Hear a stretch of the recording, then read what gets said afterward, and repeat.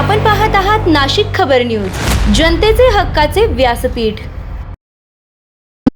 नाशिक विधान परिषद निवडणूक, बंडखोर गोकुळ गीते यांच्यासोबत महायुतीच्या नेत्यांची मॅरेथॉन बैठक, निर्णयाकडे सर्वांचे लक्ष। नाशिक विधान परिषद निवडणुकीच्या पार्श्वभूमीवर राजकीय घडामोडींना वेग आला आहे।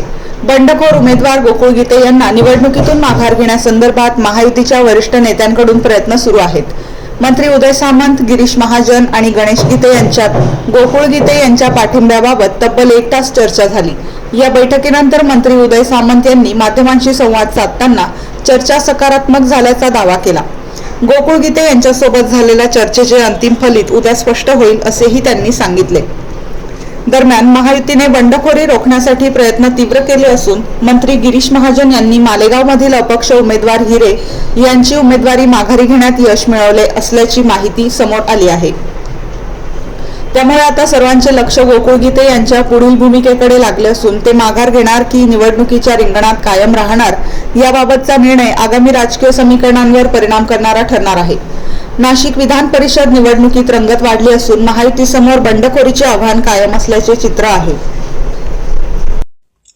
सगळ्या ठिकाणी 17 ठिकाणी निवडणुका आहेत। आपण बघितलं सगळ्या ठिकाणी जिथे भाजपचे उमेदवार आहेत तिथे काही शिवसेनेचे असतील, राष्ट्रवादीचे उमेदवार उभे होते, काही ठिकाणी त्यांचे उमेदवार आहेत, आमचे उमेदवार त्या ठिकाणी उभे होते, झालेलं होतं। पण सगळ्यांना समजुतीनंतर सर्वांनी आपापले अर्ज मागे घेतलेले आहेत। पक्षश्रेष्ठींची त्यांचं बोलणं झालेलं आहे, आम्ही स्थानिक स्तरावर मंत्री आहोत, आमच्याशी त्यांचं बोलणं झालेलं आहे आणि मला वाटतं सगळ्या ठिकाणी आता हा प्रश्न सुटलेला आहे।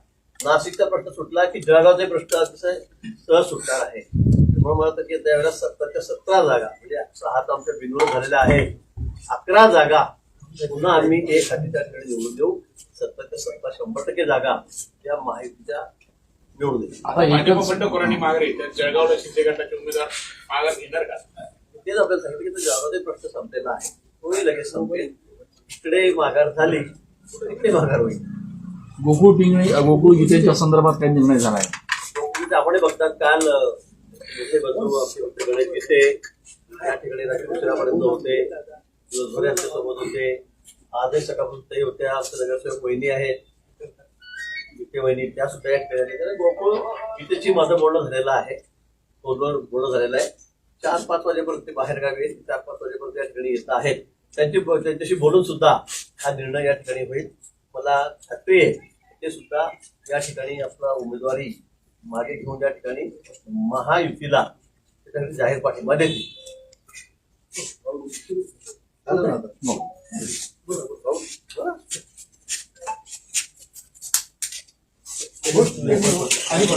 दादासाहेब थोडं आतमध्ये या ना, दादासाहेब थोडं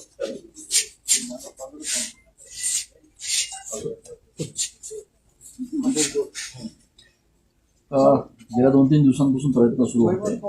एक माघार तर झाली आहे, पाठिंबा मिळाला आहे, दुसऱ्यासाठी कसा प्रयत्न चालू आहे, किती वेळ लागेल साधारण? मला असं वाटतं की याचं उत्तर आधीच जयंत भाऊनी या ठिकाणी दिलेलं आहे। दुसरा जो अर्ज या ठिकाणी दाखल झाला आहे तो देखील पाठिंबा द्यावा, त्यांनी देखील महायुतीचा उमेदवार म्हणून आणण्यासाठी प्रयत्न करावे ही विनंती भाऊनी देखील केली, मी देखील केली, दादा साहेबांनी देखील केलेली आहे। त्यामुळे आम्हाला पूर्ण खात्री आहे की त्याच्यामध्ये देखील यश आम्हाला येईल आणि त्याचं फायनल डिसिजन गिरीश भाऊनी इथं सांगितलं ना, त्यांनी तो डिसिजन परत त्याच्यावर बोलावा जाईल आणि त्यांनी देखील हे देखील ठामपणानं सांगितलं की नाशिकमधला हा जिल्हा सुटला की जळगावचा देखील जिल्हा ताबडतोब एका समाधानी एक जी माघार होती किंवा एक पाठिंबा मिळतो त्याच्यावर समाधानी अजून दुसरा समाधानी नाही किंवा आहोत त्याच्यापेक्षा प्रशांत बाबूंनी देखील सीएम साहेबांचा, डीसीएम साहेबांचा, गिरीश भाऊंचा, माझा असेल, दादा भुसे साहेबांचा असेल शब्दाला मान ठेवला। त्याच्यामध्ये असं काही नाही की समाधानी आहे किंवा नाही। बापूंनी देखील उमेदवारी मागे घेतल्यामुळं आम्ही महायुतीचे सगळे मंत्री, आम्ही पदाधिकारी समाधानी आहोतच ना आणि गोकुळजींचा जो अर्ज राहिलेला आहे त्यासाठी देखील आम्ही प्रयत्न करतोय आणि त्याचा फायनल डिसिजन काय होणार आहे हे देखील सुतोवाच आता महाजन साहेबांनी देखील जळगावचं कधी प्रश्न हाच आहे की एक झाली आहे। नाही, मला असं वाटतं की जळगावचा विषय देखील संपलेला आहे। त्याच्यामध्ये काल दिवसभरामध्ये मुख्यमंत्री मोदयांबरोबर, उपमुख्यमंत्री मोदयांबरोबर 4 ते 5 वेळा सुद्धा गिरीश भाऊ बोललेले आहेत, मी देखील बोललेलो, दादा भुसे देखील साहेब बोललेले आहेत। त्याच्यामुळं आता पहिली दुपारची तुम्हाला ब्रेकिंग मिळाली, आता संध्याकाळी थोड्या वेळाने देऊ परत ब्रेकिंग। पण इतके दिवस हे सगळं लागलं, हा समन्वयाचा अभाव आहे महायुतीतला. अजिबात समन्वयाचा अभाव नाही. मी सकाळी देखील याचं उत्तर दिलं. प्रत्येकाला लोकशाहीमध्ये आमदार होण्याची इच्छा असते, जिल्हा परिषद सदस्य होण्याची इच्छा असते. शेवटी तो व्यक्ती जर आमची संबंधित नसती तर आम्ही सांगितलं असतं की त्याची काय म्हणजे त्याला समजवायची काही गरज नाही. पण प्रसाद बापू असतील, गणेश गीते असतील, गोकुळ गीते असतील, आमची सगळी मंडळी आहेत. त्याच्यामुळे त्यांचा गैरसमज जो झालाय तो दूर करून त्यांना मुख्य प्रवाहामध्ये जर आम्ही आणलं तर विजय अजून सुखकर होऊ शकतो. यासाठी आम्ही प्रयत्न करतोय आणि त्याला आम्हाला नक्की यश येणार आहे. त्याच्याबद्दल कोणालाही चिंता करण्याची आवश्यकता. पण गिरीश भाऊंनी त्यांच्या मागण्या सांगितल्या, त्यांना वैयक्तिक स्वतःसाठी म्हणून त्यांना उमेदवारी नको होती असं बोलण्यात जाणवलं. तर ते सरकारवरच कुठेतरी नाराज आहे. आता जे इथे लोकप्रतिनिधी आहेत ते कुठेतरी अपयशी ठरतात असं त्यांच्या मागण्यावर दिसतं. एकतर मालेगावचं ड्रग्ज तिथे आहे, तिथे गृह खातं नाराज आहे, नारपारचा विषय आहे. म्हणजे मंत्र्यांवर आणि लोकप्रतिनिधी या संदर्भामध्ये उशीर झाला असेल. त्यांनी असं काही सरकारवर नाराज आहे किंवा कुठच्या मंत्र्यावर नाराज आहे किंवा कुठच्या लोकप्रतिनिधीवर नाराज आहे असं काहीच सांगितलेलं नाही. थोडा उशीर झाला असेल तर ती जी कार्यप्रणाली उशीर व्हायची आहे ती लवकरात लवकर करावी हीच प्रसाद बाबूंची इच्छा आहे. म्हणजे नाराज म्हणजे हे कुठेतरी कमी पडतात म्हणून त्यांना उमेदवारी करायची असं. मगाशी पण हा प्रश्न तुम्ही जरा वेगळ्या अर्थाने विचारला होता. आता परत तोच विचारलेला आहे. त्याच्यामुळे आमचं उत्तर देखील तेच आहे. साहेब, नाशिकची जागा शिंदे शिवसेनेसाठी एवढी प्रतिष्ठेची का आहे? तुम्ही स्वतः 3-4 दिवस इथे कळत चुकून आहे. काय आहे? नाही ना, नाशिकची जागा कशी, नागपूरची जागा, गडचिरोली चंद्रपूरची जागा, परभणीची जागा, यवतमाळची जागा, जळगावची जागा, सगळ्या 17च्या 17 जागा आमच्यासाठी प्रतिष्ठेच्या आहेत आणि 17च्या 17 जागा जिंकायच्या आहेत. यासाठी आम्ही सगळे प्रयत्न करतो. आता दोन्ही संकट मोचक राज्यभर फिरणार आहे. संकट दूर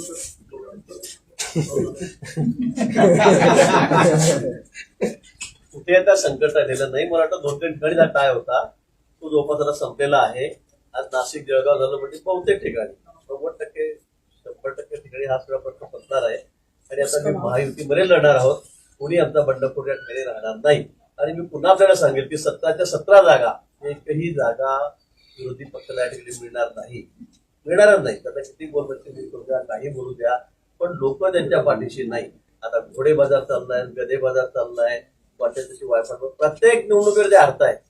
पश्चिम बंगालमध्ये इतका दारुण प्रभाव झाला तरी पण काहीतरी आहेच त्यांचं. पेट्यांमध्ये खराबी आहे.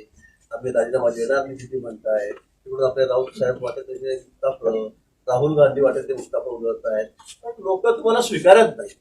लोकांनी स्पष्ट तुम्हाला नाकारलेलं आहे. आणि आता नाही पूर्ण देशभर, इथेच नाही सगळ्या देशभर हे झालं की तसं, ते झालं की तसं, बॅलेट पेपरवर बटनवर घ्या, बोर्डवर करून घ्या. मला वाटतं त्यांची परिस्थिती अतिशय दयनीय आहे. देशामध्ये कुठेही राज्य आता येणाऱ्या पुढच्या निवडणुकांमध्ये बघा, त्यांना कोणी स्वीकारणार नाही. काँग्रेसचा थोडा बँड वाजलेला आहे आणि आपल्याकडचे बोलबच्चन आहेत त्यांचं काही ठिकाणा राहिलेला नाही. हो, पण एवढं सगळं पोषक वातावरण महायुतीच्या बाजूने आहे. असं असताना 2 उमेदवारांची बंडखोरी रोखण्यासाठी 3 मंत्र्यांना 3-3, 4-4 दिवस लक्ष घालावं लागतं. हे तुम्हाला विरोधाभास नाही वाटत का? म्हणजे एका विरोधाभास त्यांचंही तुम्हालाही माहिती हो. जळगाव सुद्धा जवळपास 450 -500 मतं आहेत. आपण धकेशला मागे सांगत. पण मला असं वाटतं की आम्ही सगळे एक राहिलो पाहिजे. आमचे कार्यकर्ते कुठल्याही जवळचे जितके वर्ष काम करतायत ते दूर जायला नको, म्हणून आमचा हा प्रयत्न आहे.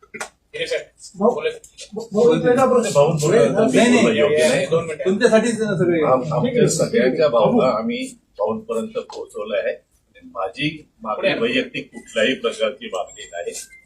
मी भाऊला सांगितलं की नारपार ही लवकरात लवकर पूर्णत्वास द्यावं. त्याचा लेफ्ट बँक कॅनॉलचं दुप्पटीकरण आहे. राईट बँक कॅनॉल हा 1.5 पट देणार आहे. त्याऐवजी राईट बँक कॅनॉल सुद्धा आपण दुपटीने करावा, डबल कॅपॅसिटीचं. आणि त्याचं लास्ट शेवटची जी जारी आहे, लास्ट लेग जो आहे त्याचं एक्सटेन्शन करावं, म्हणजे आणखी 3 गावं तिथे कव्हर होतं, अशी मागणी केली. आणि याच्यासाठी अलोकेटेड फंड्स हे नेहमीच्या बजेटमध्ये आपण ठेवावे. वाटलं तर सप्लिमेंटरी मध्ये पण याचा अंतर्भाव करावा अशी मागणी केली. आणि मी वैयक्तिक माझ्या शहरासाठी म्हणून मागितलं की माझं शहर दिवसेंदिवस जास्त बकार होत चाललंय. कायदा सुव्यवस्था बिघडत चालली आहे. आज सर्वसामान्य नागरिकाला काही भागामध्ये जाणं मुश्किल झालंय. हे सगळं सुधारण्याची गरज आहे. मला काही नको, माझ्या शहरासाठी तुम्ही लवकरात लवकर हाय लेवल मीटिंग सीएम साहेबांच्या चेंबरमध्ये सीएम साहेबांच्या उपस्थितीमध्ये लावावी आणि तिथे सगळ्या स्टेक होल्डर्सला बोलवून तर भाऊंनी लगेच ताबडतोब कबूल केलं की मालेगावला ही मीटिंग लावतो आणि मालेगावी त्याच दिवशी पाणी परिषद सुद्धा घेऊ अशा प्रकारे भाऊंनी सांगितलंय. तर त्यांचा आशीर्वाद, त्यांचे विचार, त्यांनी दिलेला शब्द आम्ही आज नाही भविष्यातही कधी खाली पडू देणार नाही याची खात्री आपल्या पण सर्वांना. या मागण्यांसंदर्भात या मागण्यांसंदर्भात सीएम साहेबांचा खूप ऋणी आहे. लगेच या विषयाला त्यांनी हात घेतला. भाऊंनी पुढाकार घेतला असला ते सीएम साहेबांचे आमच्या सर्वांवरती सीएम साहेब या महाराष्ट्राचा कारभार ज्या तर्फेने करत आहेत त्याची तारीफ करावी तेवढी कमी आहे. आणि याच्यात शिंदे साहेबांनी सुद्धा म्हणजे शिंदे साहेबांनी वैयक्तिक मला फोन करून 2 वेळा सांगितलं. त्यामुळे शिंदे साहेबांचेही फार फार आभार. दादा भुसे साहेबांचे आभार. सामंत साहेबांचेही आभार. सामंत साहेबांनी तब्बल 3 दिवस मला वेळ दिला आणि समजूत घालण्यासाठी भाऊंनी जेवढा प्रयत्न केला तेवढाच सामंत साहेबांनी केला. त्याबद्दल सामंत साहेबांचे मी मनापासून आभार मानतो. सर्व कार्यकर्त्यांचे, माझ्यावरती प्रेम करणाऱ्या सर्व सामान्य कार्यकर्त्यांचे मी मनापासून आभार मानतो. या निवडणुकीतून मी उमेदवार नाही हे आपल्या सर्वांच्या साक्षीने, भाऊंच्या साक्षीने जाहीर. पण ह्या ज्या तुमच्या मागण्या होत्या या आधी तुम्ही काही कोणाशी पत्रव्यवहार केला किंवा पाठपुरावा एक मिनिट थेट उमेदवारी करून आमदार होऊनच हे प्रश्न सोडवावे असं वाटतं का? या आधी तुम्ही मी मागे पण खुलासा केला प्रसार माध्यमांचा. पक्षाकडे मी उमेदवारी मागितली आणि पक्षाने मला उमेदवारी द्यावी. मी सक्षम उमेदवार आहे.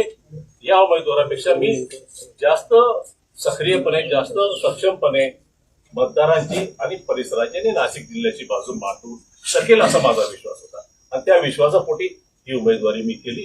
यात कोणाचा अपमान करण्याचा काय.